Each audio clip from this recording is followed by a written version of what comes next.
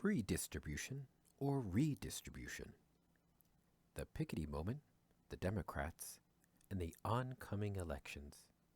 Guest post by Randall Wray. I've been blogging a series on the role of taxes. In the first piece, I argued that taxes drive money in response to a silly claim that MMT argues we do not need taxes. In the second installment, I examined some other uses for taxes, including to reduce excessive aggregate demand and to discourage sin. Most importantly, I argued that we do not need taxes to pay for sovereign government spending. In the third piece, I argued against the Robin Hood view that we need taxes to take from the rich to give to the poor. That should be obvious. We can spend on the poor without any tax increase, and indeed could spend on the poor while reducing everyone's taxes. Predictably, that third installment riled the liberals. There's nothing they like more than using the need to spend on the poor to justify raising taxes on the rich. What was more surprising to me was the reaction from the former MMT Austrian libertarian neoliberal regressive leaning commentators over at Naked Capitalism, which reposted my third piece. As always, when it comes to attacking MMT, all standards of integrity, logic, and civil behavior are thrown out the window. Outright lies are okay. I've supposedly taken a pledge against taxes. Stupid comment. Read my blogs. My salary is paid by Warren Mosler. A lie. I'm a public employee paid by the state of Missouri, which posts my salary online. I've never provided details on how to reduce inequality. Another stupid and dishonest comment. And on and on. My claims were twofold. Linking tax the rich to help the poor unnecessarily burdens sensible policy to reduce inequality at the bottom. Sure, we can tax the rich, and we can help the poor, but combining the two makes it harder to get the help the poor policy. My second claim was that it is difficult to reduce income and wealth at the top using the tax system. Note that truth of this second claim is not at all necessary to the first claim. I went on to argue that incarcerating the rich for their crimes would do more good by discouraging their thieving. That led to a bizarre rally of support for thieving by the rich. See footnote below for my response to one other particularly nasty claim made by my least two critics. I'm no political scientist, and my claim that the attempt to raise taxes on the rich would fail was mostly an empirical claim, based on the work of Philadelphia Inquirer reporters Donald Bartlett and James Steele, who went through the tax code and documented that the rich do not pay taxes because they've had thousands of personal exemptions written into law. Sometimes facts matter, but not to commentators. In any case, this series will continue, and I'll get into a bit of nitty-gritty on what kinds of taxes I favor. Meanwhile, Lambert Strother, who runs an interference against trolls over at Naked Capitalism, penned an exceptionally good piece on what we might call the political economy of taxation, explaining why redistribution through Robin Hood schemes won't work. Here's Lambert. I'm reposting with his permission. The original is here. This post began with an exchange in comments at Naked Capitalism. It's a response to a distributionist proposal by contributor Hugh in response to a post by Randall Wray, Forget Taxes for Redistribution, What to Do About Inequality. Popularizing, we could define our terms using shorthand slogans from the New Deal era. Soak the rich would stand in for redistribution. since redistribution's intent is to reallocate wealth using the tax code. And New Deal itself would stand in for pre-distribution, since redistribution's intent is to reallocate wealth via government programs and services. Pre-distribute because, as MMT teaches, government spending can come before the collection of taxes and does not depend on them. Note also that redistribute is just a little bit deceptive. Granting that we could raise tax rates on the rich effectively, that does not automatically net out positive for those who are not rich. Suppose we raise $1 trillion new dollars with progressive taxation and then blew it on a manned space mission that the oligarchs build Galt's Gulch on Mars. Trickle-down enthusiasts, the door is to your right. Or a lottery where all the proceeds went, again, to a winning 1%.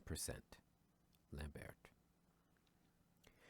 Dear distributionist, I've read your proposal to soak the rich, which I'm all for, and these are my thoughts. Ultimately, people support government programs because they deliver concrete material benefits. That's why programs like single payer in Canada or the NHS in the UK or Social Security and Medicare in this country are hard to dislodge, no matter how hard the neoliberals work to degrade, privatize, and loot them. The programs that deliver concrete material benefits are hard to dislodge because they develop constituencies and institutions that support them. Show me the enduring constituency for, say, a steeply progressive tax code. There isn't one. And why? No concrete material benefits for voters. That's why. Suppose the Piketty media boomlet turns into a constituency of sorts. Show me why that constituency is going to end up more powerful than a program like Social Security that sends you a check in the mail even today, or a program like Medicare that gets you medical care even today. That's why the best course is the one that Wray advocates, pre-distribution. I'm a big fan of show me the money. Show me the money. Pre-distribution shows me the money. Messing about with the tax code does not. I can read about a tax fight in the papers, but at the end of the day, I have to ask a question. And I get it. What do I get out of your distributionist plan? Read it through, and you'll see the answer. Nothing. Zip. Zilch. Nada. A big fat zero. Actually, to be fair, I get the good feeling of having taken revenge on evildoers, and evil they are. But feelings don't pay the grocery bills, and a check in the mail does. Show me the money. You can't, because federal taxes don't fund spending anyhow. And I get it. The only answer is nothing. I read the proposal, and there's nothing in it for me. Now let's give some consideration to the whys and wherefores of the Piketty boomlet and the whole income inequality gambit. Wrong phrase. It's income inequality. It's class warfare. Not that you'll ever hear a Democrat say that. 1. We know that both parties and the political class as a whole are fully committed to a neoliberal worldview that rejects the public delivery of public services for public purpose in favor of private delivery of public services for private purpose through rent-seeking intermediaries, hence Obamacare, and not single-payer, charters, and on and on and on. We know that income inequality and the Piketty book are being pushed by the Democratic nomenclature and the career progressives, subsets of the political class above. 3. We know that the Democrats pushing income inequality and Piketty got Obama elected and still have his back, even though he's a con artist who's the more effective evil. 4. We know that the Democratic 2008 campaign took a massive popular wave of desire for hope and change and dissipated it completely and deliberately through, for example, closing down OFA. 5. We know the Democrats, and especially the career progressives, are expert at devising roach motels for progressive energy. So where does this leave us? Let's assume that a distributive tax program like yours is the main focus of good-hearted and sincere leftists like yourself in the 2014 and 2016 campaigns. You didn't the Piketty boomlet was happening for any other reason, right? So let's see how all this is likely to play out. Leaving aside lots and lots of spam for money and petitions from Democratic operatives paid by the click. 1. Massive tax fight in Congress in the fall of 2014 and the summer of 2015. There will be lots and lots of stories of wretched excess by the filthy rich, and the Senate may even bestir itself to, gasp, hold hearings, something Democrats could never bring themselves to do when the filthy rich had committed well-documented crimes. 2. The uproar over tax reform will therefore turn out to be another progressive roach motel. Real outrage and real desire for reform will be fed with the empty calories of TV images from another Beltway circus. 3. A tax reform bill may even, after tremendous labor, be passed into law. 4. In due course, say in a decade or so, the law will be seen to have sadly come to nothing, exactly for the reasons Wray gives. Even as you accuse Wray of pearl clutching, I notice that your proposal does not address how these taxes are to be collected. Wray claims they cannot.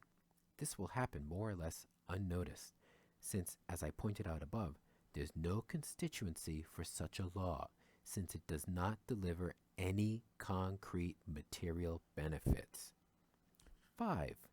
Therefore, what the neoliberals really fear and hate, public delivery of public services for public purpose, won't even be on the table at all. No infrastructure program to begin to repair our deteriorating public goods with the jobs targeted at the working poor. From Wray. No universal preschool.